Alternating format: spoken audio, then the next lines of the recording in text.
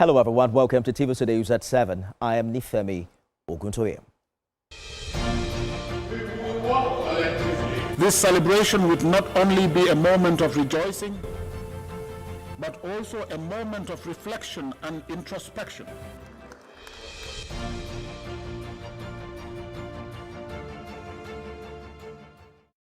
Gowon, who joined all the Ecowas leaders today to reflect on the journey and development of the regional bloc in the 50 years of its existence. President Bola Tinubu, as chairman of Ecowas, promised to galvanize political will and resources to promote growth and development of the region. 50 years after the Ecowas Treaty was signed by 15 countries, 3 countries have opted out of the regional bloc due to political disagreements. Our founding father leaders envisioned a West Africa where borders unite rather than divide. A region of free movement, thriving trade, and peaceful coexistence. That vision is still alive today. We thank God. We have the thinkers. We have the wise men. We have the opportunity. Today we pay tribute to all who have nurtured it, especially you, General Dr. Yakubu Gowon, GCFR, our only surviving father, and a symbol of this historic journey. TVC News State House correspondent Femi Akonde covered that event in Lagos. He joins me now for more on what he saw. General Yakubu Gowon is the only surviving founding father of the regional bloc, and he had this time not only to be celebrated but to speak. How did you capture that moment, and what stood out for you? Well, Ifemi, it was a nostalgic feeling for General Yakubu Gowon, recalling the events that shaped the signing of that treaty 50 years ago in 1975, exactly at the Nigerian Institute of International Affairs, where that treaty was signed. He said it was a conversation between him and Gnassingbé Nyadema, then president of Togo, talking about how they could build regional cooperation, strengthen trade ties among countries within the West African region. And that was what gave birth to the signing of that treaty of the Economic Community of West African States, where 50 countries within the region came together and agreed to strengthen cooperation. Yakubu Gowon, as the last founding father, or the remaining founding father alive among those who signed that treaty in 1975, was quite significant. And for him returning to that place, he talked to other leaders of ECOWAS, telling them about, how that event was done in 1975. There was a reenactment of that event. Well, we don't know if it was exactly the same way it happened in 1975, but Yakubu Gowon was there to, guide them through. He could still recollect the events of 1975, how it was signed, where they all sat. But, sadly, in 1975, 15 countries signed that treaty, and exactly 50 years after then, when ECOWAS is celebrating its Golden Jubilee, 3 countries among the 15 that signed the treaty in 1975 have pulled out of the ECOWAS bloc, that is Niger, Burkina Faso, and Mali, due to political differences. And you recall also that is because of ECOWAS' insistence that they must return to democratic rule after the unconstitutional change of government, which ECOWAS stoutly stood against. Nifemi. One of the highlights of the Golden Jubilee celebration has to do with the reenactment of the Lagos Treaty. We'll talk about that shortly. We now have your package from that event. 50 years after a treaty for regional cooperation was signed, ECOWAS leaders returned to where it all started. It was nostalgic, particularly for General Yakubu Gowon, who is the last of the founding fathers alive. This was an event to also reflect on the journey of regional cooperation and re-strategize on setting realistic goals for the future.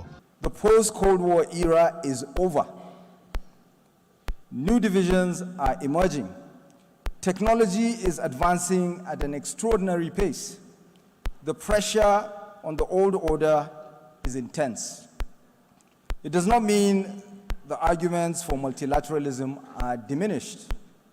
On the contrary, we need ECOWAS more than ever to meet the challenge of unfiltered data, unregulated cryptocurrency, AI, climate change, organized crime, cyber slavery, and human trafficking and violent extremism.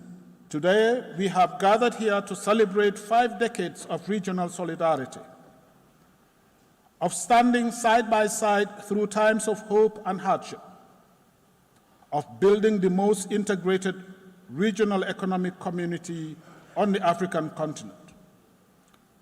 Today, ECOWAS represents more than an institution. It is a symbol of the enduring aspiration of over 400 million citizens. President Bola Tinubu, as chairman of the Authority of ECOWAS Heads of Government, declared his commitment to the ideals and philosophies of ECOWAS founding fathers.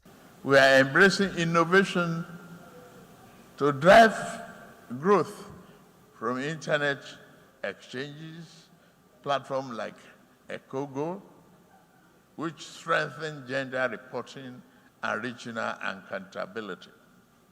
Despite our progress, challenges remain.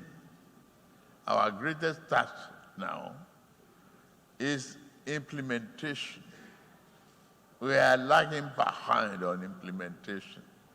And I urge all member states to match policy with action. General Yakubu Gowon still has fond memories of the 1975 ECOWAS Treaty. He acknowledged the resilience and unity of the regional bloc. I can assure you this was the view since when we started it. Yes, there are military, there are other democratic government, but the military are making sure that we do things democratically, but militarily democratically.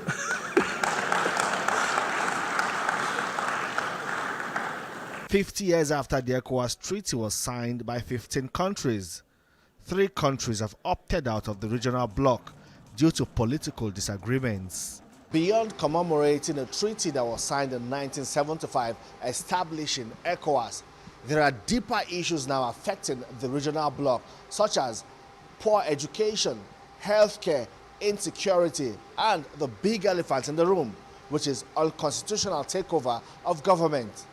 The regional bloc will have to deal with these issues affecting cooperation and integration in West Africa. Femi Akonde, TVC News, Lagos. And joining Femi and me on the news is trade lawyer and consultant for ECOWAS, Dr. Ken Okowa, live from Côte d'Ivoire. Dr. Okowa, 50 years ago, the Lagos Treaty set the foundation for economic integration and free movement across West Africa. Today, we're seeing border closures, tariff disputes, and security breakdowns. What do you think has changed? Has the regional bloc drifted from the spirit of the treaty, or it simply failed to evolve with modern realities? Thank you very much. First of all, I need to thank God for sustaining the regional entity called ECOWAS. And I think we can proudly say that today, being the 50th anniversary, the labors of our heroes past have not been in vain. And I give you some monuments to this claim. 50 years back and today, we can see that all analyses move towards the indication that ECOWAS, among the 8 regional communities, regional economic communities in Africa, recognized under the African Union, ECOWAS stands tall as the most integrated in terms of economy, in terms of even politics. And I also would inform you and anyone that wants to listen that policy harmonization efforts at the level of Ecowas has also helped in integrating the region and moving us towards a more contiguous family kind of structure where people come together to do a handshake, resulting into poverty reduction and all of that. But quickly getting to your question, there are a few things that have, started happening. And of course, life is dynamic. These are emerging issues that nobody envisaged 50 years back. Nobody envisaged some of these things 20 years back. They will come in. Climate change was not envisaged years back. They are coming in. Transhumance, herders, farmers crisis, they were not envisaged to this point, this extent. They are coming in.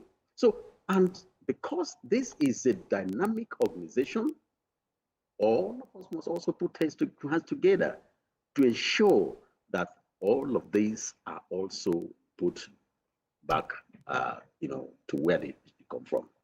And I think that ECOWAS has made some very key, monumental, if you like, improvements in the life of West African citizens. All right, let me bring back our State House correspondent to this conversation. Femi, earlier you talked about the exit of Mali, Burkina Faso, and Niger.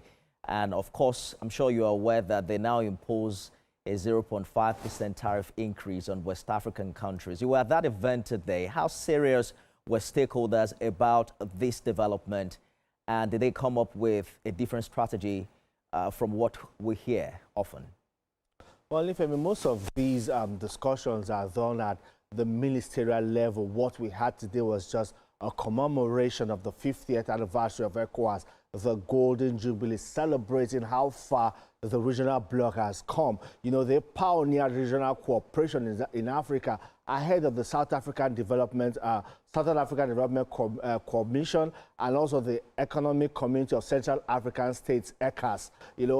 ECOWAS has been outstanding and, set the pace or raised the bar of regional cooperation, and this was emulated by other regions in Africa. So all they did today was just to celebrate, the milestone achieved by the regional bloc. And they are also aware of the issues, especially the 3 countries that have pulled out of the regional bloc, but they have not entirely severed ties with these countries. They are still in talks with Mali, with Burkina Faso and Niger Republic. You recall that just about 2 weeks ago, the ambassador of the Republic of Mali to Nigeria came to present his letter of credence to President Bola Tinubu, and he specifically told them that he does not want them to, close all doors to communication between the 2 countries. That is important for them to still open doors of channels of communication to ECOWAS, because this regional cooperation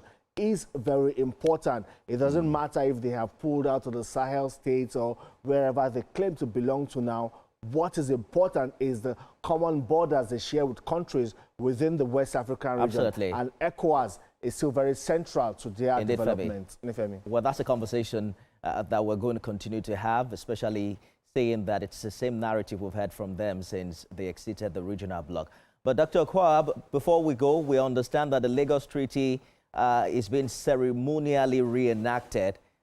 As someone deeply familiar with ECOWAS trade law, is there anything legally binding or reformative about this reenactment, or is this more symbolic than substantive? It is actually a very symbolic approach. And I think it resonates to the monument of having a golden jubilee.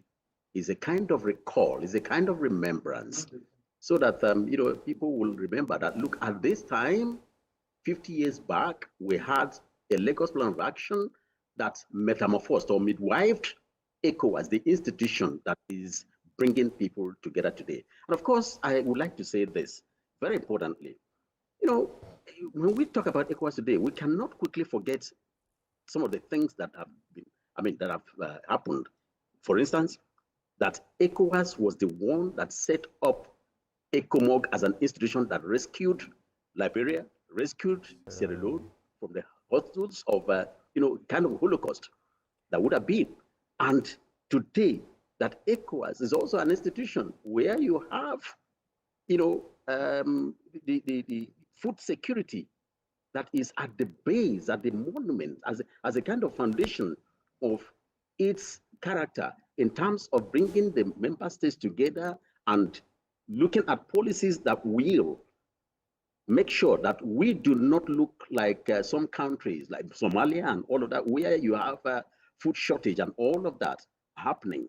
So these are things that we should begin to also celebrate. All right. And I think that when we X-ray ECOWAS and the 50 years, we should also begin to look at sovereignty and supranationality of its laws.